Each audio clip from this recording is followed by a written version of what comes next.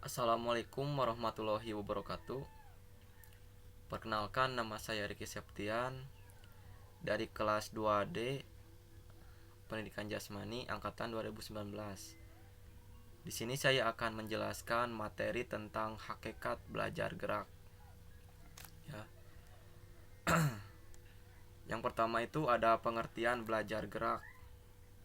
Pengertian belajar gerak pada prinsipnya tidak jauh berbeda dengan pengertian belajar secara umum.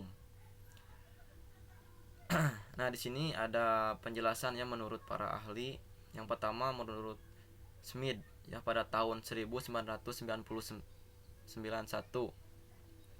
menjelaskan bahwa pembelajaran gerak adalah serangkaian proses yang dihubungkan dengan latihan atau pengalaman yang mengarah pada perubahan-perubahan yang relatif permanen dalam kemampuan seseorang untuk menampilkan gerakan-gerakan yang terampil.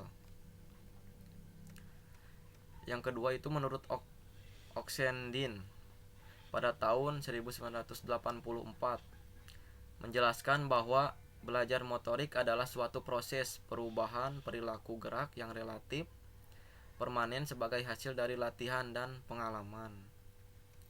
Yang ketiga itu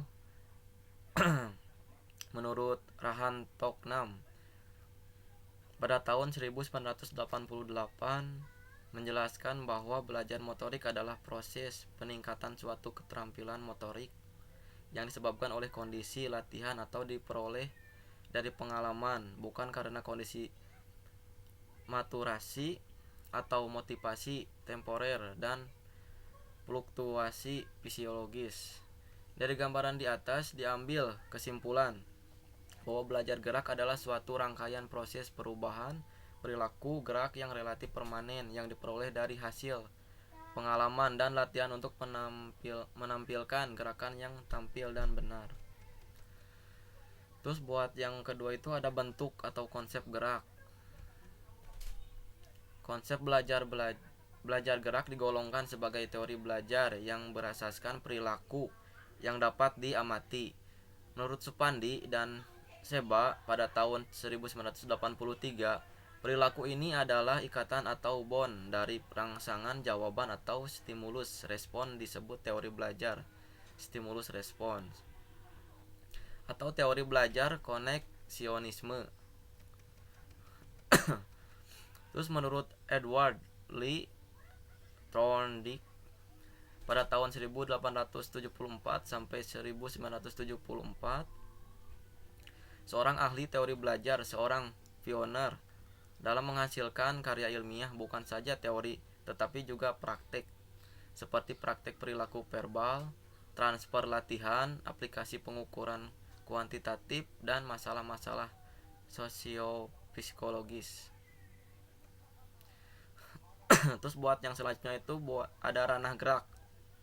Dalam pembentukan sikap subjek didik menegaskan tidak ada media pendidikan realitas pendidikan gerak untuk menanamkan sikap sportif seperti menghargai orang lain, bekerja sama, berjuang keras, dan sebagainya.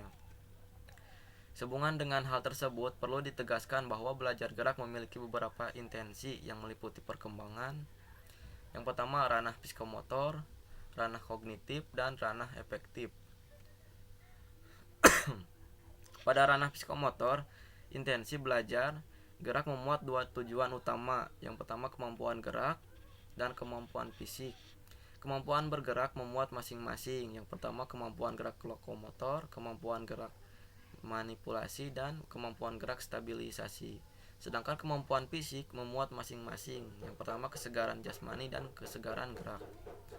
Nah, hal-hal di atas secara multilateral dapat dikembangkan melalui program pembelajaran gerak yang efektif, dan demikian dapat dikatakan bahwa dalam situasi pembelajaran gerak tidak hanya dikembangkan keterampilan gerak melainkan dengan segera dan dapat dikembangkan pula faktor-faktor lain yang menjadi komponen dalam perkembangan totalitas anak. Nah, mungkin cukup sekian penjelasan dari saya. Kurang lebihnya mohon maaf.